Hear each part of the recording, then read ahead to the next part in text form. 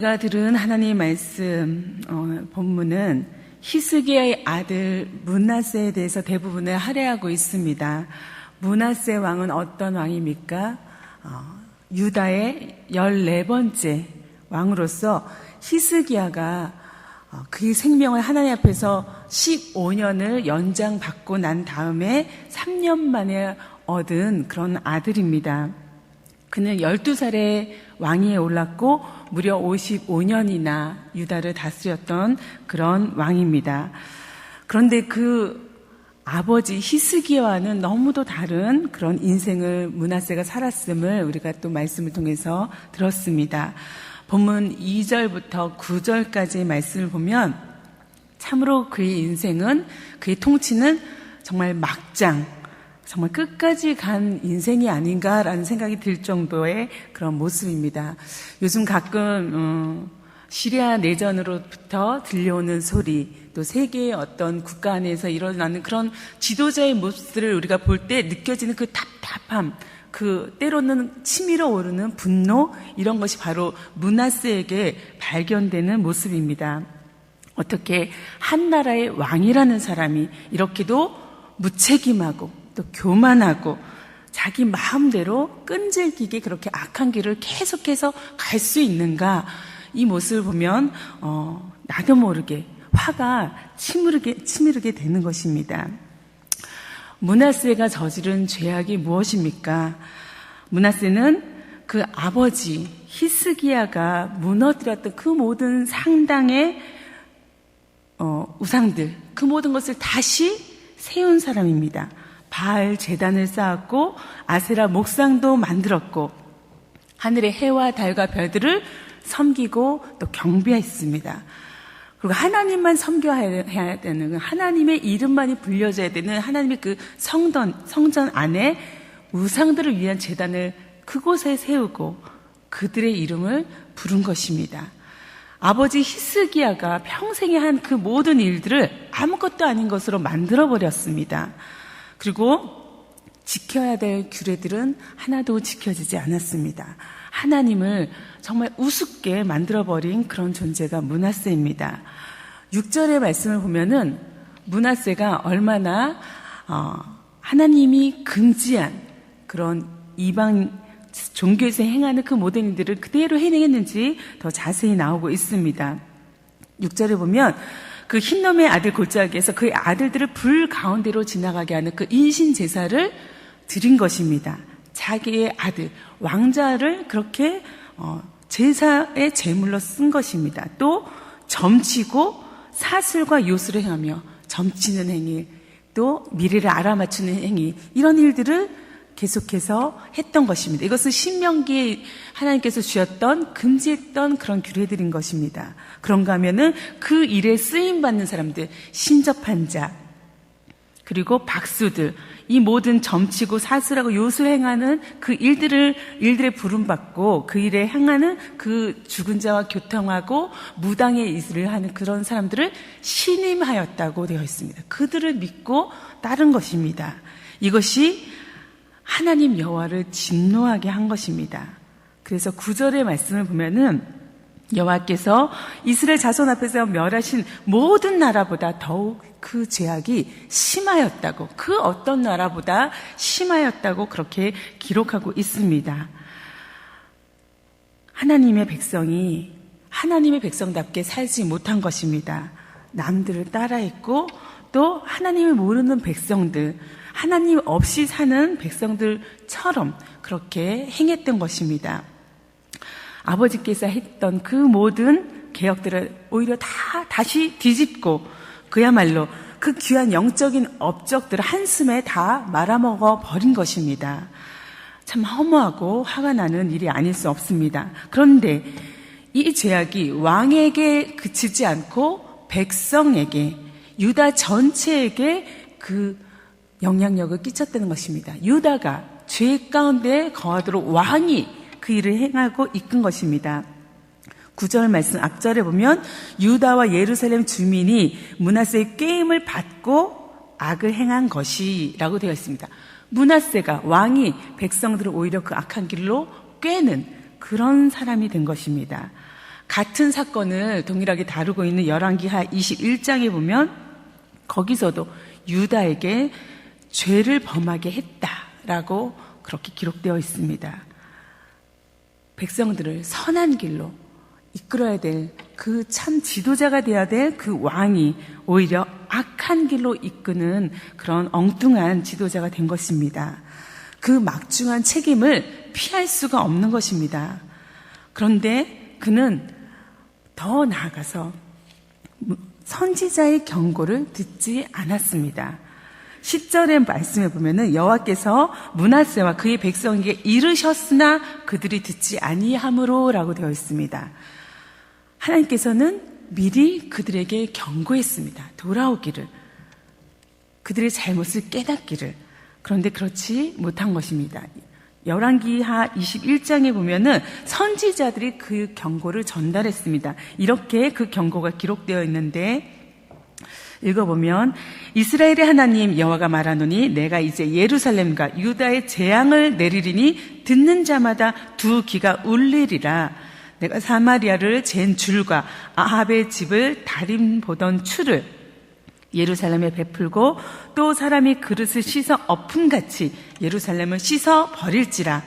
내가 나의 기업에서 남은 자들을 버려 그들의 원수의 손에 넘긴즉 그들이 모든 원수에게 노략거리와 겁탈거리가 되리니 이는 애굽에서 나온 그의 조상 때부터 오늘까지 내가 보기에 악을 행하여 나의 진노를 일으켰음이니라 하셨더라. 이렇게 너희가 악을 행함으로 내가 진노케 됐으니 어떻게 해요? 하나님이 돌아오라고 경고를 선지자를 통해서 행한 것입니다. 므낫세 시대의 그 대표적인 선지자는 우리가 이사야로 들 수 있습니다.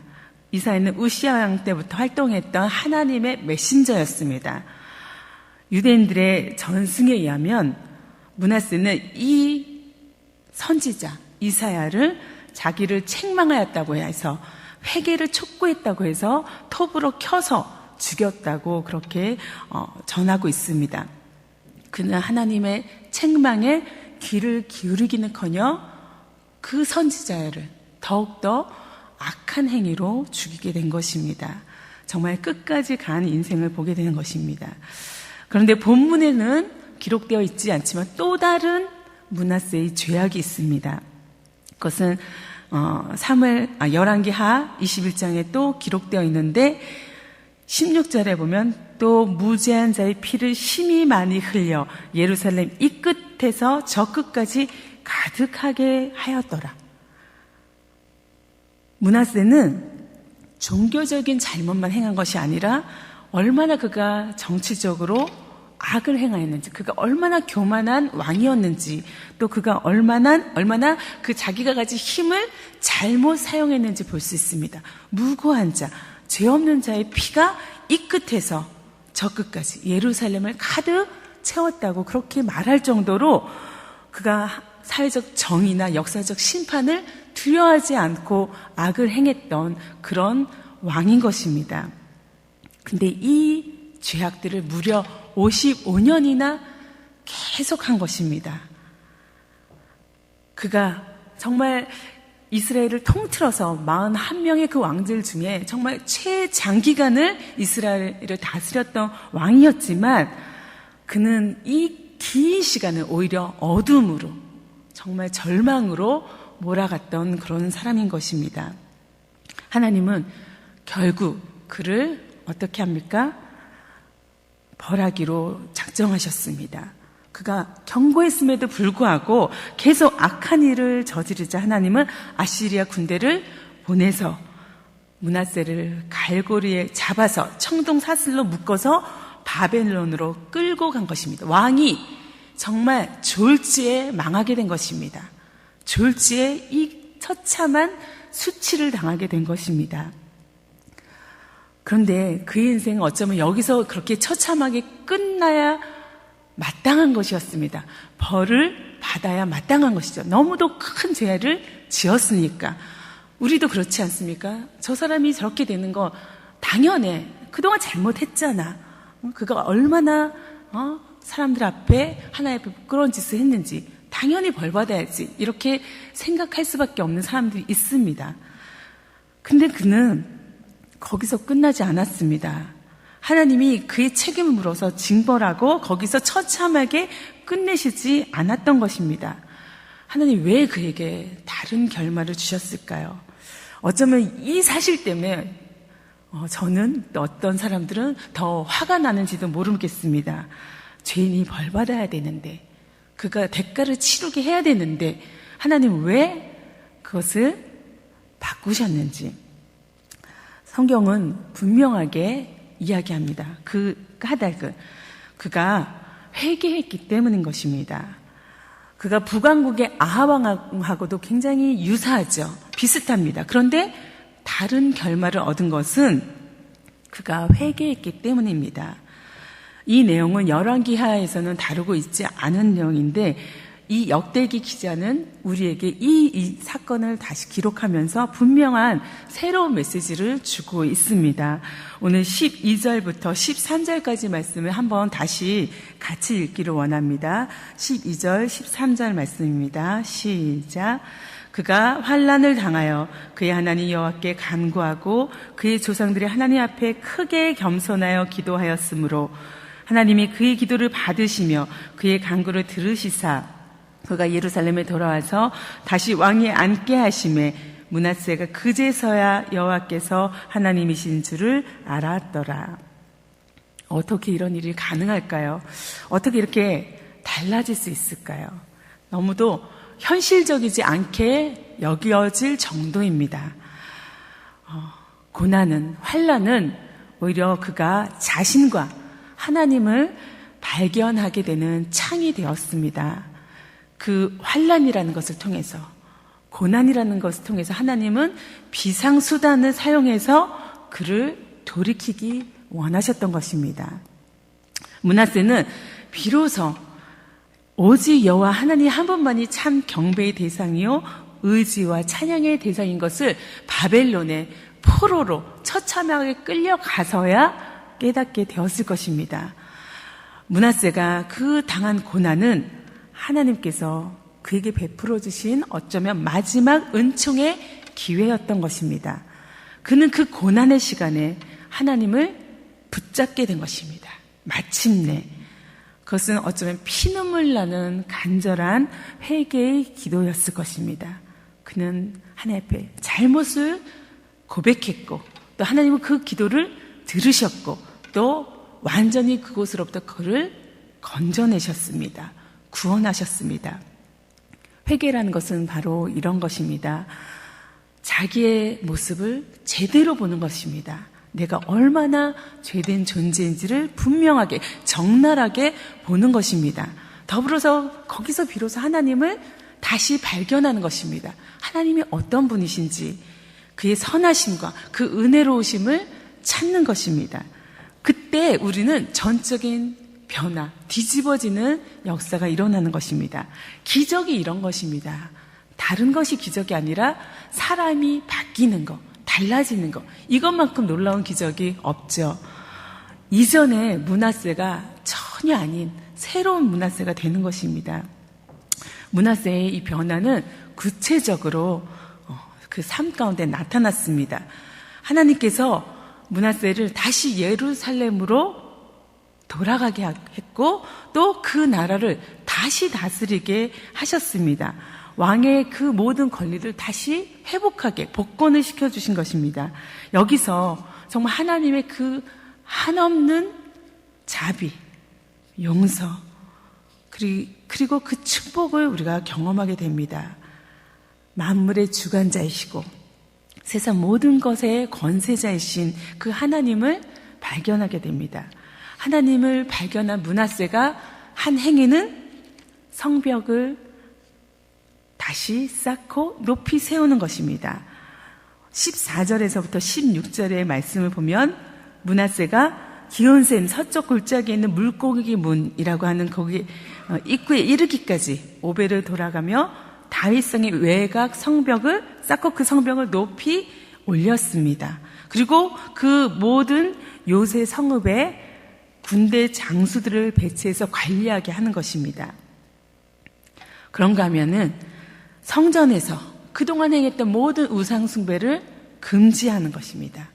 거기서 다시 새롭게 제단을 쌓고 하나님을 섬기게 하는 것입니다.